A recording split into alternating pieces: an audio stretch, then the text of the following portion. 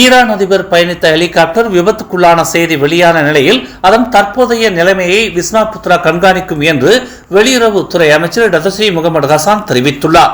இதுகுறித்து மேல் அதிக தகவல்கள் இல்லாத நிலையில் தற்போதைய நிலையை விஸ்மா புத்ரா உன்னிப்பாக கண்காணித்து வருவதாக அவர் குறிப்பிட்டுள்ளார். மோசமான வானிலை நிலவுவதால் மீட்பு பணி தாமதமாகலாம் என்று அவர் ஒரு அறிக்கையில் தெரிவித்துள்ளார். ஈரான் அதிபர் இப்ராஹிம் ரைசி ஹெலிகாப்டர் விபத்தில் மரணம் அடைந்துள்ளதாக அந்நாட்டு அரசு அறிவித்துள்ளது. நேற்று நடந்த ஹெலிகாப்டர் விபத்தில் யாரும் பிழைக்கவில்லை என்று ஈரான் அரசு அறிவிப்பு வெளியிட்டுள்ளது. இஸ்ரேல் போருக்கு இடையே திடீரென ஈரான் அதிபர் இப்ராஹிம் ரைசி பயணித்த ஹெலிகாப்டர் நேற்று விபத்துக்குள்ளானது. விபத்து நிகழ்ந்ததாக கூறப்படும் இடத்தை ட்ரோன் மூலம் ஆய்வு செய்த நிலையில் அப்பகுதியில் செய்யப்பட்ட சோதனையில் ஈரான் அதிபர் இப்ராஹிம் ரைசி ஹெலிகாப்டர் விபத்தில் மரணம் அடைந்தது உறுதியானதாக தெரிவிக்கப்பட்டுள்ளது.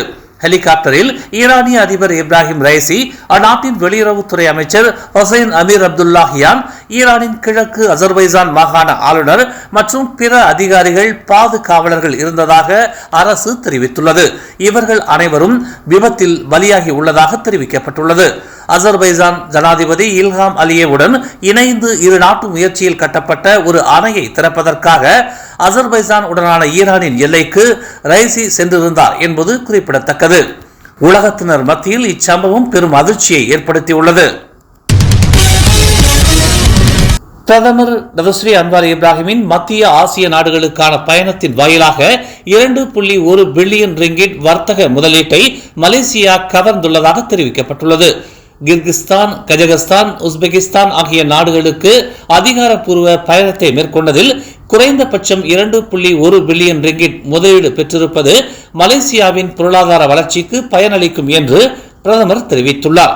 மலேசியாவுக்கும் மத்திய ஆசியாவில் உள்ள நாடுகளுக்கும் இடையிலான உறவில் ஒரு புதிய அத்தியாயத்தை இப்பயணம் உருவாக்கி உள்ளதாக அன்வார் கூறினார்.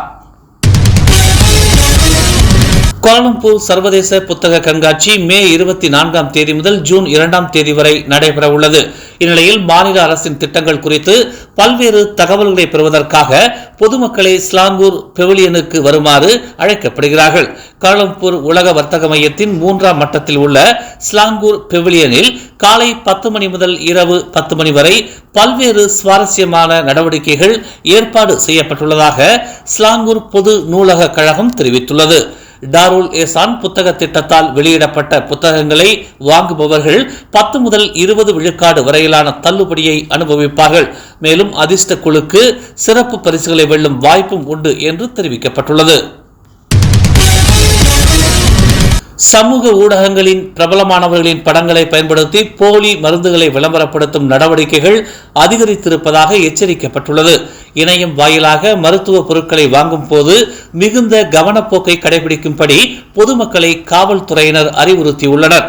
இத்தகைய விளம்பர தந்திரங்கள் பொதுமக்களுக்கு குழப்பத்தை ஏற்படுத்துவதோடு அந்த மருத்துவ பொருட்களை சம்பந்தப்பட்ட பிரபலங்கள் தயாரிப்பது போன்ற தோற்றத்தையும் ஏற்படுத்துகிறது என்று புக்கிட்டமான் வர்த்தக குற்ற புலனாய்வு துறை இயக்குனர் டத்தோஸ்ரீ ராம்லி முகமது யூசுப் கூறினார். இணையம் அல்லது சமூக ஊடகங்கள் வாயிலாக மருத்துவ பொருட்களை வாங்க விரும்புவோர் அதன் தொடர்பில் சுகாதார அமைச்சிடம் உரிய தகவல்களை பெறும்படி பொதுமக்களை அவர் கேட்டுக்கொண்டார். செபுத்தே எம்பி தெரேசா கோக்கிற்கு மரண அச்சுறுத்தல் விடுக்கப்பட்டதற்கு தகவல் தொடர்புத்துறை அமைச்சர் ஃபோமி ஃபாஜில் கண்டனம் தெரிவித்துள்ளார். கோக் ஏற்கனவே ஒரு போலீஸ் புகாரை பதிவு செய்துள்ளதாக குறிப்பிட்ட ஃபோமி எந்த எம்பிக்கும் இது நடந்திருக்க கூடாது என்று அவர் கூறினார். இச்சம்பவத்தை கண்டிப்பதாகவும் இது உண்மையிலேயே வெட்கக்கேடானது என்றும் ஃபோமி தெரிவித்தார். முன்னதாக செபுத்தே எம்பி தனது வீட்டின் அஞ்சல் பெட்டியில் 2 தோட்டாக்கள் மற்றும் மிரட்டல் கடிதத்தை கண்டுபிடித்ததாக கூறினார். தமிழ் மலர் செயலி நம் சமுதாயத்தின் உரிமை குரலாய், உண்மையின் வாசமாய், மக்களுக்காக நாளும் மலர்கிறது தமிழ் மலர் நாளிதழ். சமரசம் இன்றி சத்தியத்தின் பாதையில் வெற்றி நடை போடும் தமிழ் மலரின் இன்னொரு புதிய அத்தியாயமாய் தமிழ் மலர் செயலி இப்போது அறிமுகமாகவிருக்கிறது உங்களுக்காக. மலேசியாவின் ஆக சிறந்த தமிழ் ஊடகமாய் உள்ளூர் தகவல்களை உடனுக்குடன் தெரிந்து கொள்ள மலர்கிறது தமிழ் மலர் செயலி. விரைவில் எதிர்பாருங்கள். மேலும் செய்திகளை தெரிந்து கொள்ள தமிழ் மலர் நாளிதழை பாருங்கள். எங்களோடு இணைந்திருக்க மலர் டிவியை பதிவு செய்து கொள்ளுங்கள். உறவுகள் மகிழ்ந்திட விருப்பம் மற்றும் பகிர்வு சேவையை சொடுக்குங்கள்.